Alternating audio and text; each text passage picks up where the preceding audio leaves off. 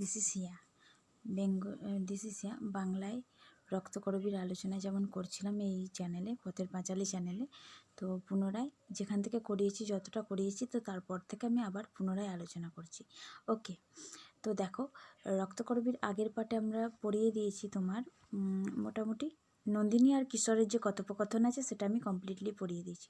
তো আজকে যে টপিকটা আমি পড়াচ্ছি সেটা হচ্ছে তোমার সেকেন্ড পার্ট, যখন অধ্যাপকের প্রবেশ হচ্ছে, তো অধ্যাপকের সঙ্গে নন্দিনী কী কথোপকথন অ্যাকচুয়ালি করছে, তো সেটাই আমি তোমাদের পড়াচ্ছি। ওকে, লেটস সি। অধ্যাপক: নন্দিনী, যেও না, ফিরে যাও। নন্দিনী: কি অধ্যাপক? অধ্যাপক: ক্ষণে ক্ষণে অমন চমক লাগিয়ে দিয়ে চলে যাও কেন? যখন মনটাকে নাড়া দিয়েই যাও তখন না হয় সাড়া দিয়েই বা গেলে। একটু দাঁড়াও, দুটো কথা বলি। তাহলে নন্দিনী যখন চলে যাচ্ছে, ঠিক আছে, ও আসে হঠাৎ, ও বিদ্যুতের ঝলকের মতো, ঠিক আছে, যখন আসে তখন শিহরণ জায়গায়, আলো জায়গায় দিয়ে তারপর আবার চলে যায়।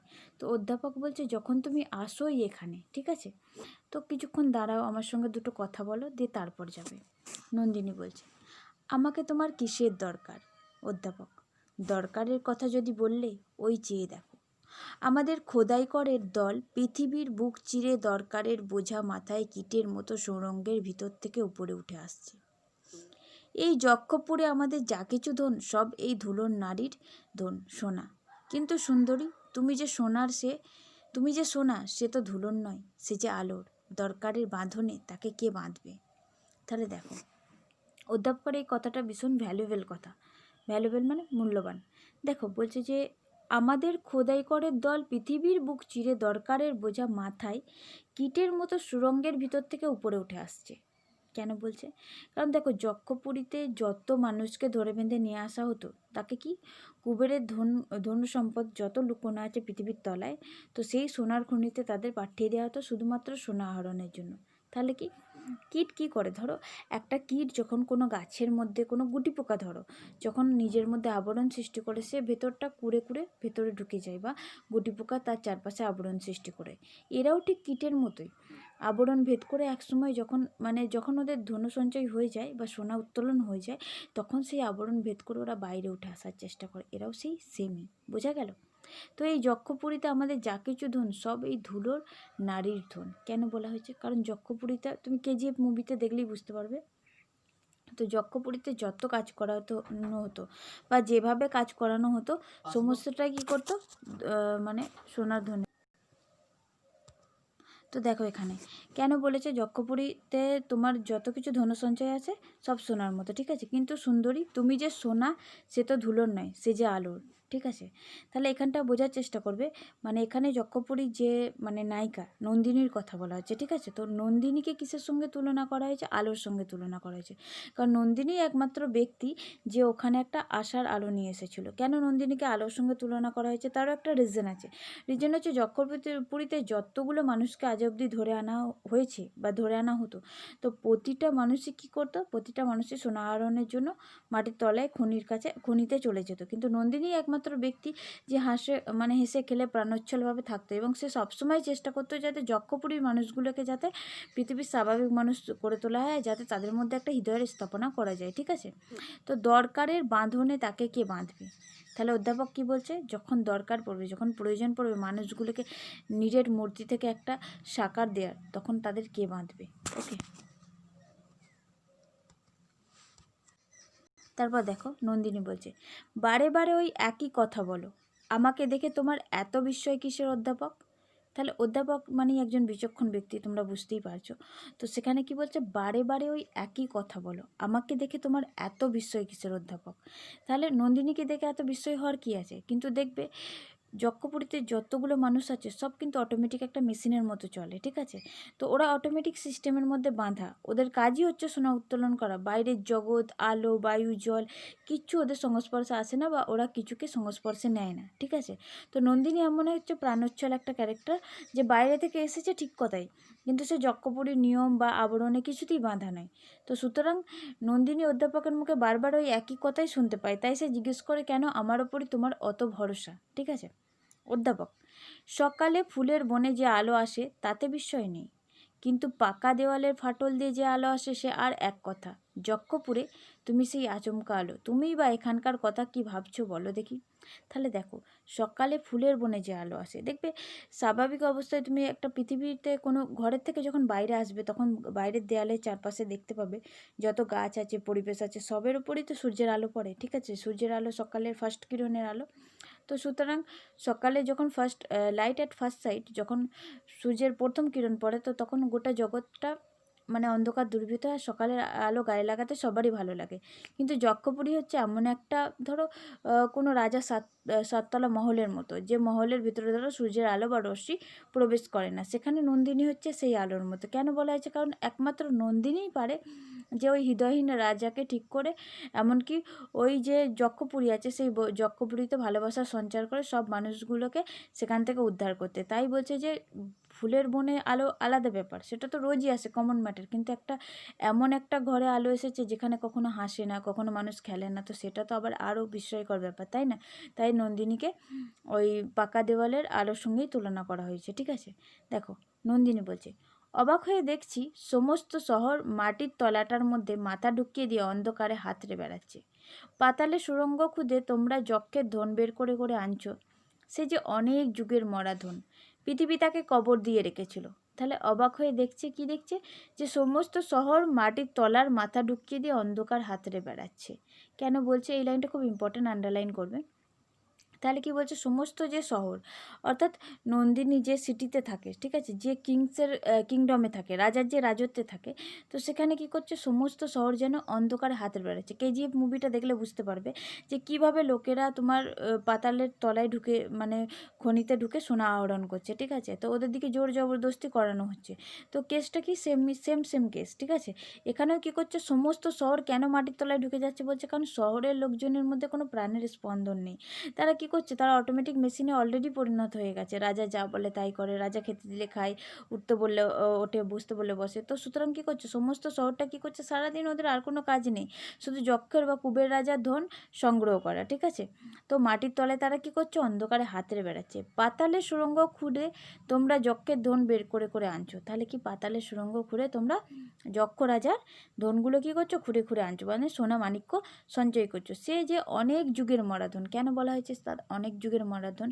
কারণ হচ্ছে দেখো, কুবের রাজা যখন ছিল, মিথোলজি, অর্থাৎ মিথোলজির বাংলা কি বলবো, মানে যেগুলো তোমার মিথ বলা হয়, মানে কল্পবস্তু টাইপের, ঠিক আছে?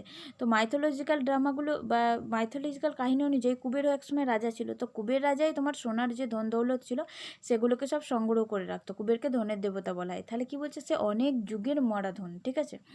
মানে কেউ যেন পাতালে ওগুলো সঞ্চয় করে রেখে দিয়েছে। যেমন জীবাশ্মগুলো অনেক যুগ পাওয়া যায়, তেমন জীবাশ্মের মতো সেগুলো কেউ যেন ওখানে সঞ্চয় করে রেখে দিয়েছে।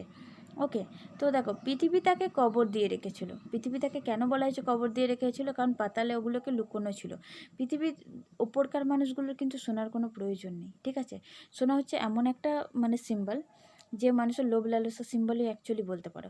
কারণ এই সোনার জন্য মানুষ অনেক কিছু করে, ঠিক আছে? হত্যাও করতে পারে, মারতেও পারে, ধরতেও পারে, সোনার জন্য চুরিও করতে পারে, আর সোনার জন্য মানুষ নিজে গর্ববোধ করে, আবার অহংকারে পতনও ঘটে, ঠিক আছে? ধন্য সম্পদ, টাকা হচ্ছে সেই জিনিস। তো পৃথিবী তাকে কবর দিয়ে কেন রেখেছিল? কারণ পৃথিবী কখনোই চায় না যে পৃথিবীর ওপরকার যে মানুষগুলো আছে সেগুলো কষ্ট পাক। তো পৃথিবীর যারা উপকার মানুষগুলো আছে সেগুলো যাতে হেসে খেলে থাকতে পারে, তো সেই জন্য এই অহংকারটাকে একদিন চাপা দিয়ে রেখেছিল। এখানে কিন্তু মানে যে ধন দৌলতের কথা বলা হচ্ছে সেটা অ্যাকচুয়ালি অহংকার, ঠিক আছে? Nothing more than. তারপর দেখো, অধ্যাপক বলছে, আমরা যে সেই মরাধনের সব সাধনা করি। তাহলে কি বলছে? আমরা যে সেই মরাধনের সব সাধনা করি। সব মানে হচ্ছে তোমার মৃতদেহ, ঠিক আছে? তাহলে মৃতদেহের সাধনা কে করে? শিব নিশ্চয়ই করে, শ্মশান ঘাটে। তাহলে আমরা সেই মরাধনের শব সাধনা করি। কেন অধ্যাপক এখানে বলছে আমরা সেই মরাধনের শব সাধনা করি? রিজনটা বোঝার চেষ্টা করবে। কারণ হচ্ছে এই যে ধনসম্পদ, এই সমস্ত কিছু আমরা আহরণ করে সৃষ্টি থেকে সব কিছু ছিনিয়ে নিতে চাই, ঠিক আছে? এখানে রাজা কি সব কিছু উত্তোলন করতে চায়, কিন্তু রাজা এটাই জানে না যে বাঁচতে গেলে কিন্তু সোনা ধন দৌলত লাগে না, ভালোবাসাটা হচ্ছে সবচেয়ে গুরুত্বপূর্ণ। এখানকার মানুষগুলো এমন একটা মেশিন হয়ে গেছে, তারা মনে করে ধন দৌলত সব কিছু। তাহলে শব সাধনা কারা করে? কারা মৃতদেহ সাধনা করতে পারে? মৃতদেহ সাধনাতে নিশ্চয়ই তারাই করে যাদের মনে কোনো ভয় ডর বা মৃত্যু বলে কিছু নেই। যেমন শিব যেমন শ্মশানে থাকে, শ্মশানের দেহধারী, সেরম তবে শ্মশানে কি থাকে, মরা থাকে, ঠিক আছে। তো শবদেহ থাকে, তো সেই শবদেহগুলো যারা শ্মশান ঘাটে আশেপাশে ঘুরে বেড়ায়, যারা শ্মশান ঘাটে পোড়ায় বা সারা দিন রাত পড়ে থাকে, তাদের ভয় ডর বলে কোনো জিনিস আছে? সেরকম এদেরও কোনো ভয় ডর বলে জিনিস নেই। তারা প্রেতকে বশ করতে চায়। তাহলে কী চায় তারা? প্রেতকে বশ করতে চায়। প্রেত বলতে ভূতের আত্মার কথা বলা আছে। দেখো, প্রেতকে বশ করাটা জাস্ট একটা ইমেজিনারি, ঠিক আছে, কল্পনা, ইমেজ, এটা একটা সিম্বল হিসেবে ব্যবহার করেছে। অ্যাকচুয়ালি কি, যে ধন সম্পদ তো আহরণ করতে চায়, আর পৃথিবী লোকে তারা রাজত্ব করতে চায়। ওকে, সোনার তালে তাল বেতালকে বাঁচাতে পারলে পৃথিবীকে পাবো মুঠোর মধ্যে। তাহলে কি, সোনার তালে তাল বেতালকে, ঠিক আছে, বেতাল পঞ্চবংশতে নিশ্চয়ই নাম শুনেছো, গল্প শোনানো হয়, যেটা তোমার ঠাকুমার ঝুলির আন্ডারটেকেন, ঠিক আছে। বেতাল পঞ্চবংশতে কী করে, সবসময় রাজার ঘাড়ে চেপে ঘুরে বেড়ায়, ঠিক আছে, বেতাল। তো ও কি একটা ভূতের মতো একটা ম্যাটার, ঠিক আছে। তো রাজার ঘাড়ে চেপে ঘুরে বেড়ায় এবং বিভিন্ন কাজ সলভ করে। তো সোনার তালগুলোকেও এরা সেই জিনিস হিসাবেই ভেবেছে। কি ভেবেছে, যে এই সোনার তাল যদি মানে পৃথিবী লোকে আনা যায় বা এরম আহরণ যদি আমরা করতেই থাকি, তাহলে এগুলো দিয়ে আমরা লাইফে অনেক কিছু করতে পারবো। নন্দিনী বলছে, তারপরে আবার তোমাদের রাজাকে এই একটা অদ্ভুত জালের দেয়ালে আড়ালে ঢাকা দিয়ে রেখেছ, সে যে মানুষ পাচ্ছে সে কথা ধরা পড়ে। তোমাদের ওই সুড়ঙ্গের অন্ধকার ডালাটা খুলে ফেলে তার মধ্যে আলো ঢেলে দিতে ইচ্ছে করে, তেমনি ইচ্ছে করে ওই বিশ্রী জালটাকে ছিঁড়ে ফেলে মানুষটাকে উদ্ধার করি। এই লাইনটা ইম্পর্টেন্ট, ঠিক আছে। বলছে, তারপরে আবার তোমাদের রাজাকে এই একটা অদ্ভুত জালের দেয়ালে আড়ালে ঢাকা দিয়ে রেখেছো। তাহলে দেখবে গল্পে এই মাত্র আমরা রাজার এন্ট্রি পাচ্ছি, ঠিক আছে, রাজার ইন্ট্রোডাকশন এই মাত্র হচ্ছে। তো রাজাকে কোথায় পাওয়া যায়? একটা অদ্ভুত জালের ভিতরে ঢাকা দিয়ে রাখা আছে। সে যে মানুষ পাচ্ছে সে কথা ধরা পড়ে। সে যে মানুষের মানে একটা দেখবে একটা মানুষকে গিলে খাওয়ার মতো একটা সম্বন্ধ আছে রাজার সাথে, তার সৈন্যদলের বলো বা তার এই যে যারা পেয়াদা, যারা ওর হয়ে কাজ করছে। কেন এরকম একটা, সে হচ্ছে লোভ লালসায় মানে বিশাল আগ্রাসন, ঠিক আছে।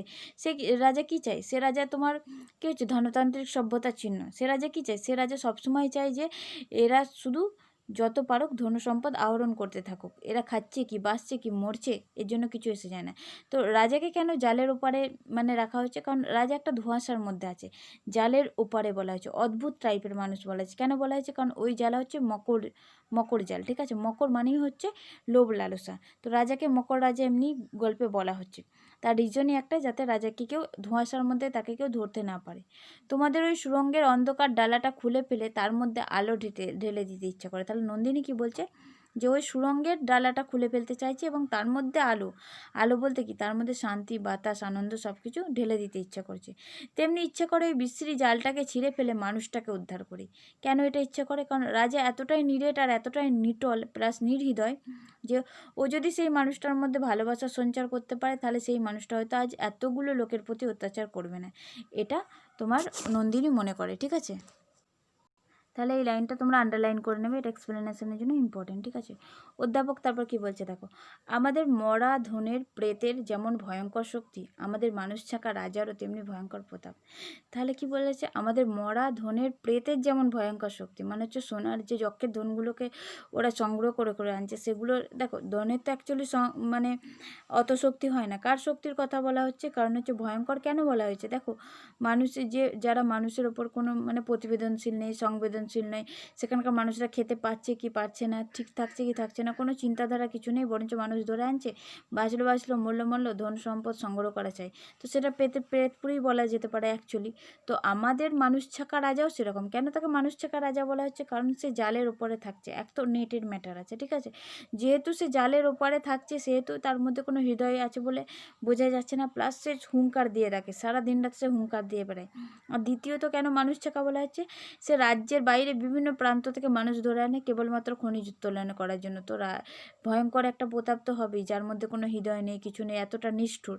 তো তার মধ্যে মানুষ ছাকা ছাড়া, রাজা ছাড়া সে আর কিছু হতে পারে না। নন্দিনী, এসব তোমাদের বানিয়ে তোলা কথা। তাহলে নন্দিনী কি বলছে, এসব তোমাদের বানিয়ে তোলা কথা। দেখো, অ্যাকচুয়ালি বানিয়ে তোলা কি বানিয়ে তোলা নয় সেটা বড় কথা নয়। পরিস্থিতি যেমনই হোক না কেন, পরিস্থিতির সেই পরিস্থিতির কমপ্লেক্সিটি বা জটিলতা কারা সৃষ্টি করে? আমরা নিজেরা সৃষ্টি করি। যতক্ষণ না আমরা যতক্ষণ না ন্যায় লোকেরা অন্যায়ের বিরুদ্ধে সোচ্চার হচ্ছে, তুমি একা কতদিন সোচ্চার হবে? যতক্ষণ না দল বেঁধে কেউ সোচ্চার হচ্ছে অন্যায়ের বিরুদ্ধে, ততদিন তোমরা অন্যায় রুখতে পারবে না। এবার যখনই তোমরা অন্যায়কে প্রশ্রয় দেবে, রবীন্দ্রনাথ ঠাকুর নিজেই বলে গেছে যে অন্যায় যে সহে আর অন্যায় যে করে তব ঘৃণা তিনও সমদ হয়। তাহলে কেন বলে গেছেন কথাটা? যে অন্যায় করে তাকেও ক্ষমা করো না, আর যে অন্যায় সহ্য করে তাকেও ক্ষমা করো না।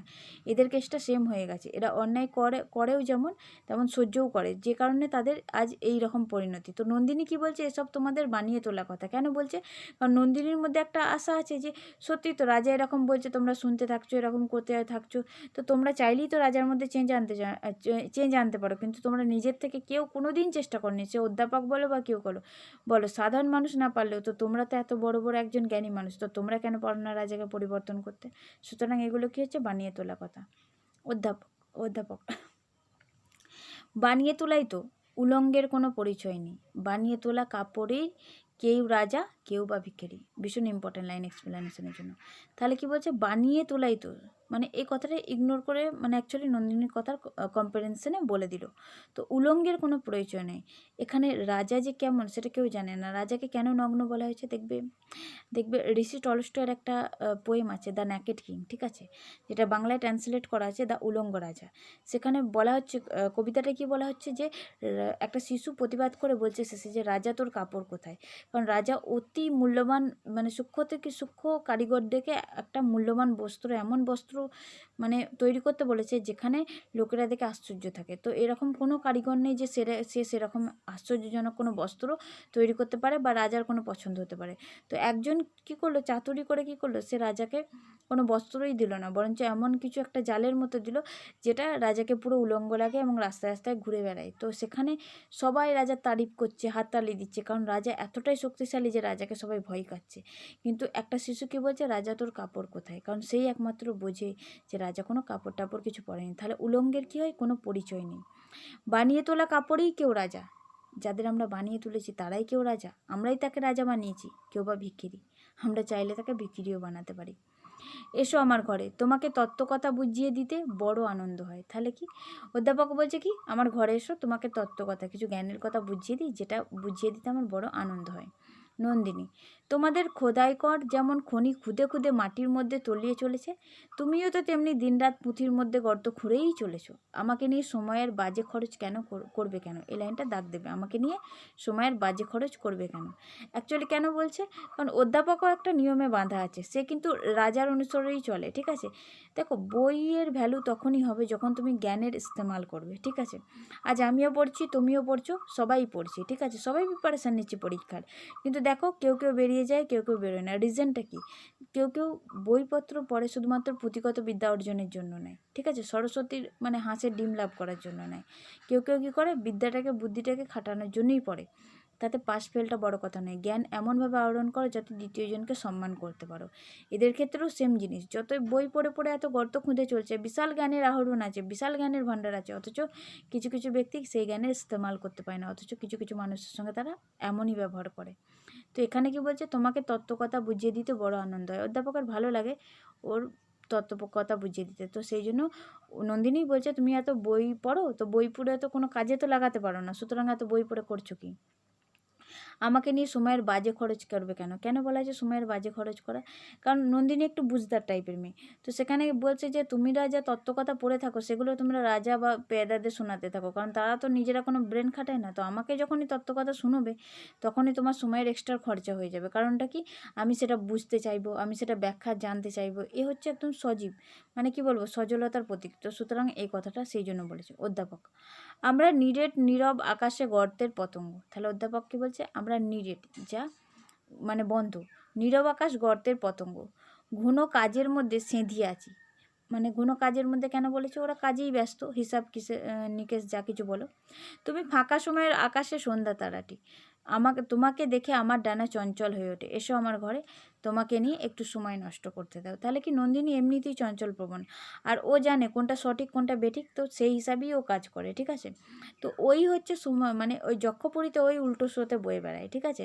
সবাই যদি সোজা দিকে হাঁটে, নন্দিনী কী করে, উল্টো দিকে হাঁটে, ঠিক আছে, কিন্তু সঠিক পথে হাঁটে। এই হচ্ছে তার মধ্যে এই জিনিসটাই, কোয়ালিটিটা দেখেছে বলে অধ্যাপকের অনেকের ভালো লাগে, ঠিক আছে। তো অধ্যাপকেরও সেটা ভালো লেগেছে। তো তার সঙ্গে কাকে তুলনা করছে, সন্ধ্যা তারার সঙ্গে। মানে যেহেতু একটা নিরেট একটা জায়গায় নন্দিনী নামক একটা বস্তু যে আলো নিয়ে এসেছে, তো তাকে সন্ধ্যা তারার সঙ্গে তুলনা করা হচ্ছে, যে কিনা জ্ঞান ছড়াতে পারবে অ্যাকচুয়ালি। নন্দিনী: না না, এখন না, আমি এসেছি তোমাদের রাজাকে তার ঘরের মধ্যে গিয়ে দেখবো। তাহলে নন্দিনীর সাহস কোথায় দেখো। যে রাজা জালের আড়ালে থাকে, যে রাজাকে কেউ কোনোদিন দেখতে পায় না, নন্দিনী কি বলছে, আমি এসেছি সেই রাজাকে তার ঘরের মধ্যে গিয়ে দেখব, ঠিক আছে। অধ্যাপক বলছে সে থাকে জালের আড়ালে, ঘরের মধ্যে ঢুকতে দেবে না। তাহলে কি তারও পেয়ে আছে, সে জালের আড়ালে থাকে, তাকে ঘরের মধ্যে ঢুকতে দেবে না। নন্দিনী: আমি জালের বাধা মানি নে, আমি এসেছি ঘরের মধ্যে ঢুকতে। তাহলে নন্দিনী সাহসটা কোন জায়গায় দেখো। অধ্যাপক: জানো নন্দিনী, আমিও আছি একটা জালের পিছনে, মানুষে অনেকখানি বাদ গিয়ে পণ্ডিতটুকু জেগেছে। এই লাইনটা আন্ডারলাইন করবে। তাহলে কি বলছে, ও একটা জালের পিছনে আছে। কেন বলেছে, কারণ ওর যে বিদ্যা বুদ্ধি সব কিছু যেন একটা আস্তে আস্তে যেন ধুলো চাপা পড়ে পড়ে, ধুলো চাপা পড়ে পড়ে যেন বন্ধ হয়ে যাচ্ছে। কারণটা কি, যেটুকু জ্ঞান মানে সংগ্রহ করেছে সব পুঁথিগত, মানে কোনোটাই নিজের রকম কোনো কাজে লাগাতে পারে না। এখানে একজনকার শাসন শোষণ সব কিছু অত্যাচার সহ্য করে চলেছে, ঠিক আছে। তার হিসেব নিকাশ যেন একটা কম্পিউটার সিস্টেমে চলছে, ডেস্কটপ যেন তাকে যেন কেউ টাইপিং করেই যাচ্ছে। এখানে পণ্ডিতের অবস্থাটা তো সেম। তো বলছে মানুষের অনেকখানি বাদ গিয়ে পণ্ডিতটুকুই জেগে আছে। তাহলে মনুষ্যত্ব বলে তার মধ্যে কিছু নেই। পণ্ডিতটা কেন জেগে আছে, কারণ তার কাব্য গ্রন্থ সব কিছু যেন তত্ত্বকথা মুখস্থ, অথচ মানুষ হিসাবে সেটাকে কোনো কাজে লাগাতে পারে না। সুতরাং তার মানুষের অনেকখানি বাদ চলে গেছে, শুধু পণ্ডিতটুকুই জেগে আছে। বাকি টপিকটা নেক্সট দিন পড়াবো, সময় করে করে আস্তে আস্তে আমি পড়িয়ে দেবো। তো please like subscribe the channel.